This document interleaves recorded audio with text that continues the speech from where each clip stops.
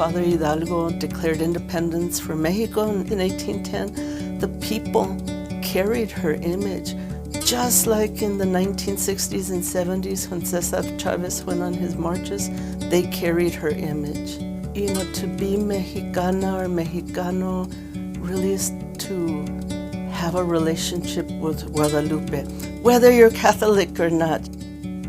Aquí en México, no se puede, pero aquí también tiene mucha tradición ella, o sea, también aquí tiene mucha fe en la Virgen de Guadalupe.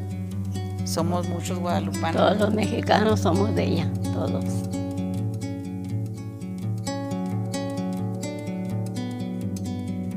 The historic origins of the Virgen de Guadalupe are quite fascinating. She is seen as a representation of the Virgin Mary, but a version for Mexican people, for Latin America, if you will.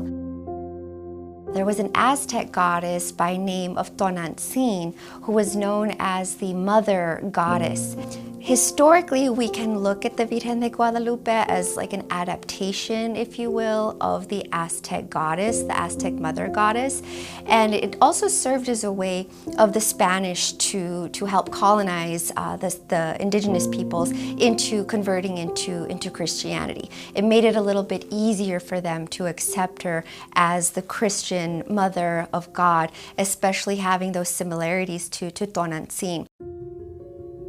Religiously, the myth was that she appeared to this Nahua man, Juan Diego, and she proclaimed that she wanted essentially a place of worship built in her honor. And he went and told this story to the priests, the bishops, who did not believe him. He was just a indigenous man. He was just a native, so they didn't really give him a lot of power or credibility. So he asked for her to perform a miracle for him to be believed. And so she told him to gather roses. And he was sort of taken aback because roses were not native to the region. They wouldn't be in season at that time. This was in December. And so once he collected all the roses and took them to the bishop, he opened up his cloak, and on the cloak was imprinted the image that we now know to be the Virgen de Guadalupe.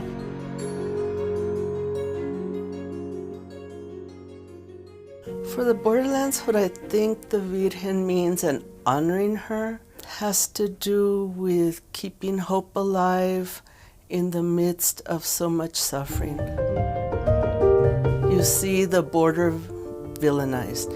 You see so much law enforcement. You see desperate people trying to get to the United States. We're a very poor community, but there's a lot of beauty and a lot of creativity. You go to El Segundo, you go to Central, you go to the Lower Valley, you'll always find murals of the Virgen de Guadalupe because she's such a symbol to us.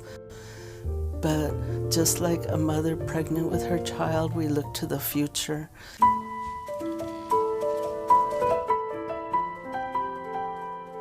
Cuando me mataron a mi hijo,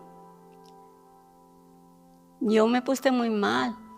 Yo en ese momento sí aclamé a mi Virgencita y le dije, ay, Madrecita, ya ahora sé lo que tú sentiste y tú sabías desde tu vientre a que venía nuestro Señor Jesucristo, que es nuestro Salvador.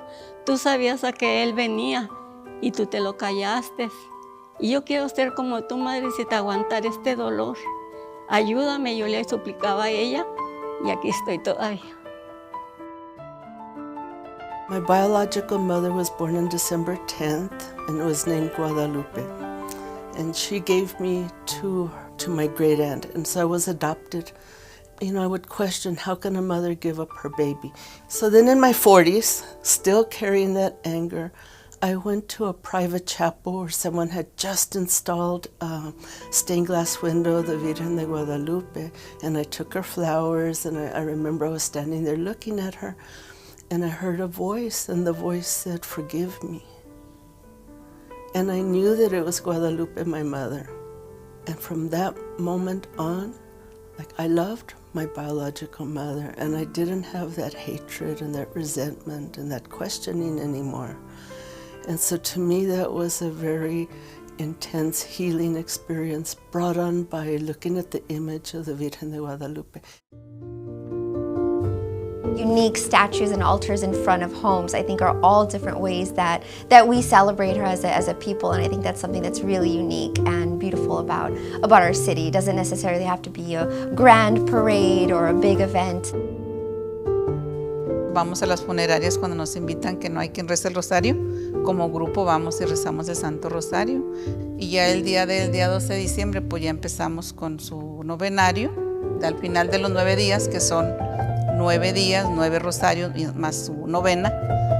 Entonces ya de ahí implica la Santa Misa de Gallo, que es el día 11 de diciembre a las 11 de la noche para terminar con sus mañanitas. Con su mariachi que le traemos también. On December the 12th, of course, there are masses dedicated to her. And the thing that I have always loved the most is the matachines, who are the dancers associated with the Catholic Church. Same thing that happened with enslaved people who were brought from Africa to the colonial United States. In both places, the drum was outlawed. The dances were outlawed. So one of the ways that the dances and also the rhythm, the beats, were kept alive was through the creation of matachines who were dedicated to the Virgen de Guadalupe. We're very proud of our roots, and so I think the Virgen de Guadalupe symbolizing, right, where we came from, symbolizing our indigenous roots, symbolizing our ancestry in Mexico, and that spirit of not being defeated and our spirit of resistance. I think that's why she's been such a lasting icon for us here on the border, because she's a reminder of who we are, where we came from.